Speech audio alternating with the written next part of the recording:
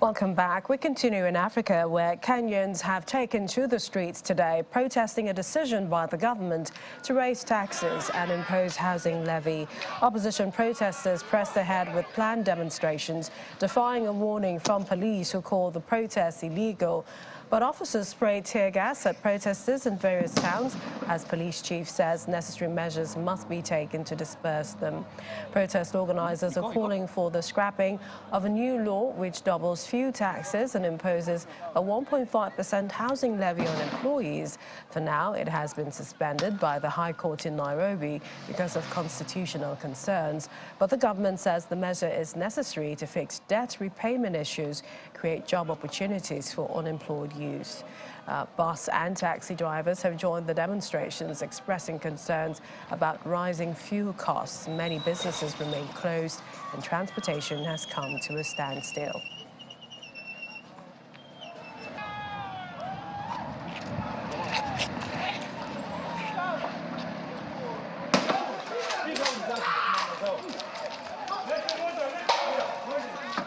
Again, you see, like young guys, they were crying that they promised, Mr. President, you promised them that you are going to help them, but you didn't.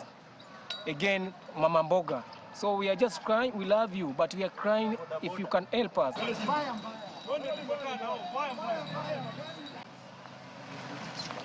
Meanwhile, Iran's President Ibrahim Raisi is in Nairobi, Kenya for the start of a three-day Africa tour. President Raisi was welcomed by Kenyan President William Ruto at the presidential palace a day later than initially planned. The visit on the continent is the first by an Iranian leader in over 8 years, as Tehran seeks to ease its diplomatic isolation by finding new international allies. Mr. Raisi will continue the tour in Uganda and Zimbabwe, where he will meet his counterparts, Yoweri Museveni and Emerson Mnangagwa. According to the spokesperson for the country's foreign affairs minister, Iran's visit is a starting point for new economic and trade ties between Tehran and African countries. Well, earlier, my colleague Joke Rogers spoke to Kenyan journalist Cyrus Mbati about the issues developing out of Kenya. The agreement which they met today was to ensure that there is an increase of export of the same to Iran from the previous trade imbalance which Mr. Ruto said was there between Kenya and Iran. And, you know, the Iranian president's visit to Africa is expected to ease some sort of diplomatic isolation. So how is this particular visit expected to impact the Iran-Kenya relationship? Well, the relation between Kenya and Iran has been there, but it has been so cold or low to say because of the Western kind of dominance. We know that from now going forward, unless the Western countries clear this trip to Kenya and to Uganda and Zimbabwe, there might be problems between Kenya and the Western countries. But given the way the government pushed for the trip to go on, we believe that there was a form of clearance from the parties involved. I mean, if I say parties involved, you understand that the Western countries. And finally, talking about the banned tax protest, many still came out, you know, defying police order. The people aren't backing down. Is this the case? We are not backing down today because today it was bad all over the country, and we understand up to 6 people have been killed by police today. Even as we're speaking now, there are clashes in parts of Nairobi where police and protesters are clashing. The people are kind of protesting against the high taxes which were passed the other day, even if they have been suspended by the High Court. Some of them, especially the fuel taxes, are still being implemented with impunity. So that's why many people came out from all over the country to hear Mr. Odinga's call for the protest here and there. We hope there will be a kind of a compromise and talk to agree on the way forward. Right, Cyrus, thank you for your time today. Away from what's happening in Kenya and the continent, Palestinian President Mahmoud Abbas today visited the West Bank city of Jenin, days after 3 of his senior officials were forced to flee a funeral by crowds furious at their response to an Israeli assault days earlier. The 87-year-old Abbas, who has rebuffed pressure to step down, visited the cemetery where the funeral was held at the entrance to the Jenin refugee camp. Flanked by his special presidential guards, he addressed the crowds at the edge of the camp, where torn-up streets, burnt-out buildings bear witness to the intensity of the biggest Israeli operation in the occupied West Bank in 20 years. He told the cheering crowds that the camp will be rebuilt, while Abbas has condemned the Israeli raid on Jenin and announced he was suspending a security cooperation accord with Israel. Many Palestinians feel his position has been hopelessly compromised as violence across the West Bank has spread. For well over a year, Israeli raids in cities like Jenin or Nablus have become routine. Hundreds of Palestinians, most fighters, but many civilians as well, have been killed, while a spate of Palestinian attacks have killed dozens of Israelis. And South Korean President Yoon Suk-yeol has convened an emergency National Security Council meeting in Lithuania, where he's attending the NATO summit after North Korea conducted a missile test of its east coast.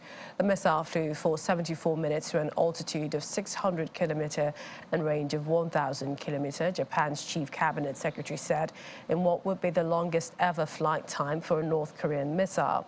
The launch came after heated complaints from North Korea in recent days, accusing American spy planes of violating airspace in its economic zones, condemning a recent visit to South Korea by an American nuclear-powered cruise missile submarine, and promising to take steps in reaction. South Korea's Defense Minister Lee Jong-suk and others joined the emergency meeting on Wednesday virtually from Seoul. Even before the launch, Yoon had vowed to use the summit to call for strong international solidarity to confront such threats. He is also set to meet with Japan leaders on the sidelines of the NATO summit to discuss the situation with their nuclear-armed neighbor. Well, here's what Japan thinks. It believes that North Korea's latest firing of the long-range missile earlier today is not believed to be a satellite launch. The Chief Cabinet Secretary Hirokazu Matsuno, speaking at a news conference in Tokyo, said the intercontinental ballistic missile is estimated to have flown for about 74 minutes, falling into the Sea of Japan. The missile landed about 155 miles west of Hokkaido's Okushiri Island at about 11:13 a.m. He says Japan's defense ministry is currently analyzing details. And Myanmar Supreme Court is set to hear appeals by former leader Aung San Suu Kyi against convictions for misuse of state funds and violations of trade and telecoms laws over the next 2 weeks. The 78-year-old Nobel Peace Prize winner has been convicted of offences ranging from incitement, election fraud to corruption since the military arrested her during the February 2021 coup against her elected government, and will seek to reduce her 33 years of jail time. Representatives of Suu Kyi made arguments in court earlier this month about her conviction for a breach of the Official Secrets Act and electoral fraud. And that's according to a source who sought anonymity as the matter is sensitive. The court is expected to take up to 2 months to deliver its ruling. The 2021 coup plunged Myanmar into political and social chaos, with the junta drawing global condemnation for its heavy-handed crackdown on opponents such as Suu Kyi. The military says defendants are given due process by an independent judiciary, countering criticism from rights groups over the jailing of members of the pro-democracy movement in secret trials and the resumption of executions after a gap of decades. In the meantime, Indonesia's Foreign Minister Retno Marsudi has stressed the importance of the regional bloc's unity and centrality in remaining credible as she and her ASEAN counterparts started talks in Jakarta, expected to touch on the thorny issue of engaging Myanmar's ostracized ruling generals. The meeting comes as doubts grew over the Southeast Asian bloc's effectiveness, with some disagreement over how to approach a bloody conflict in Myanmar Myanmar and the junta's failure to implement an agreed ASEAN peace plan. Masudi made no direct mention of Myanmar in her opening remarks at Tuesday's plenary session.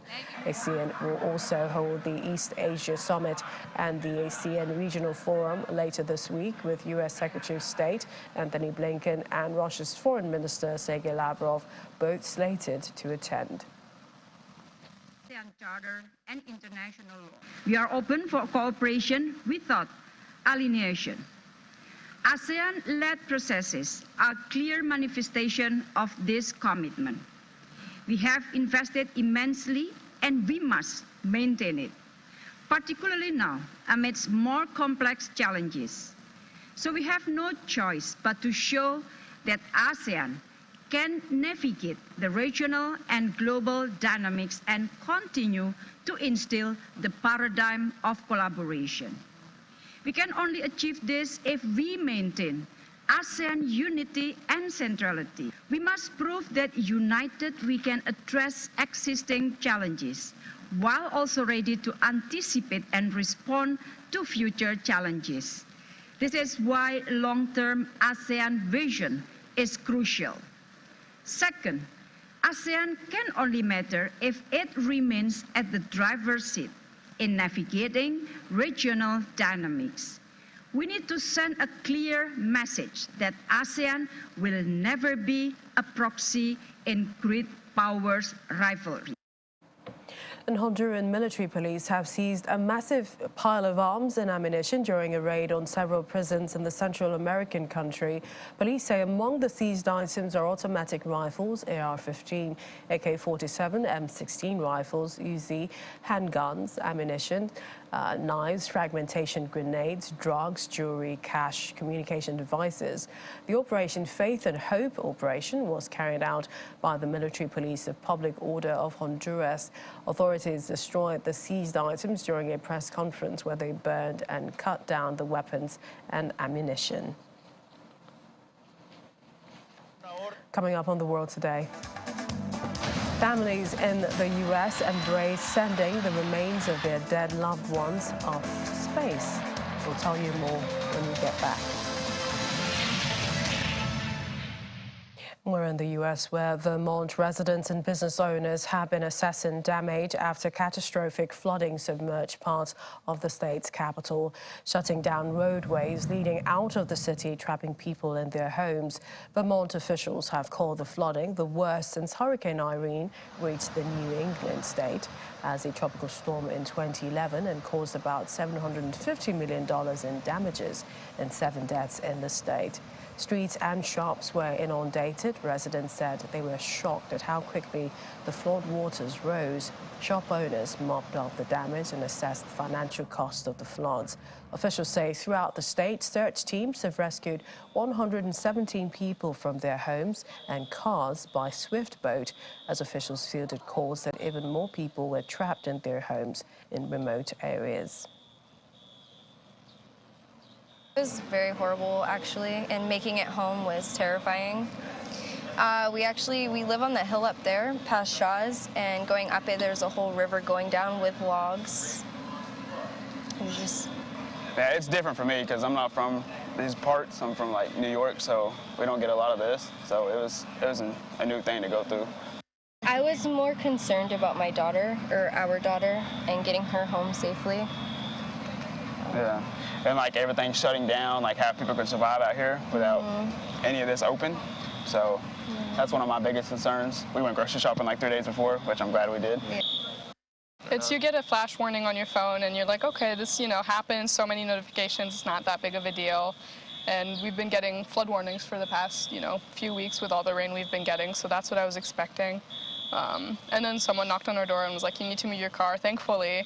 And so we had time to get the car out, and then afterwards, as you said, going downtown, just realizing that you had water up to here was absolutely insane. And it's really unlike any other event I've ever lived through. Yeah, really bad for all the businesses, mainly all the people that are experiencing property damage. I mean, I know economically things haven't really been the greatest for a lot of people right now, and I think, unfortunately, this could be kind of a breaking point for a lot of people financially. No, we were fortunate to have a good tribe. and a good group of folks who are going to come and assist us, and they've already started showing up, and that's, you know, that's what Montpelier is. So, I'm crying. My entire store is upended. My freezers are all over the place. The stock that I had up 3 feet is now all over the floor. The stuff that I had up 4 feet and higher is fine.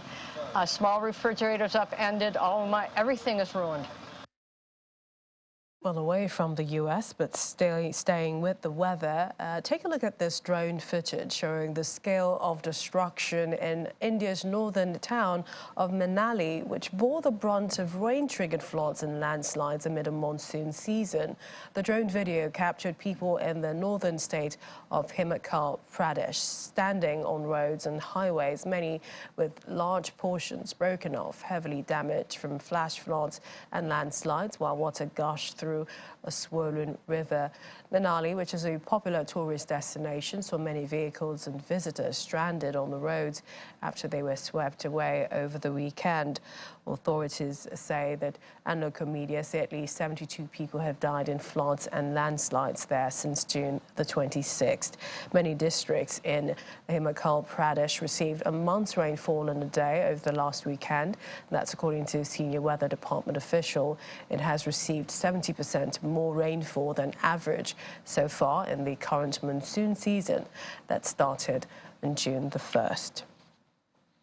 And elsewhere, you'll see a bridge captured on camera overflowing with water in Myanmar, a city in China's Sichuan province. The location of the bridge is set to be near Guqi, the town from the roads, bridges and greenery, which match the file and satellite imagery of the area. Well, state media says more than 40,000 people in China's Sichuan province have been evacuated because of floods as cloudbursts dropped huge amounts of precipitation over several parts of the country.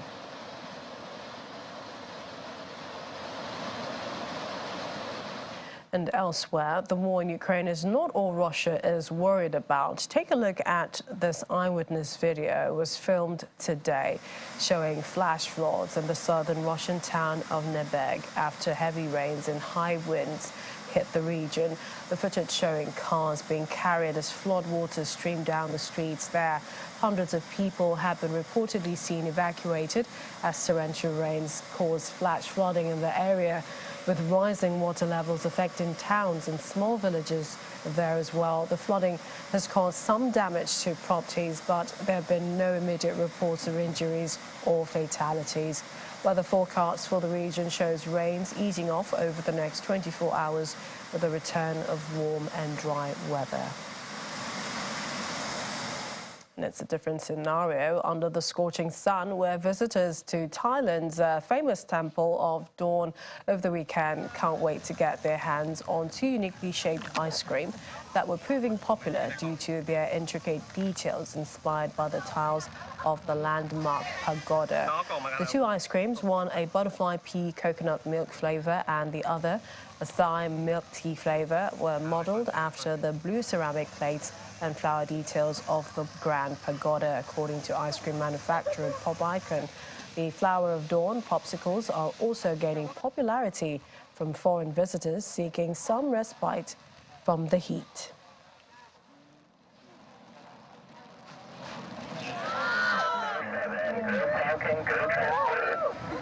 Wow. Go up.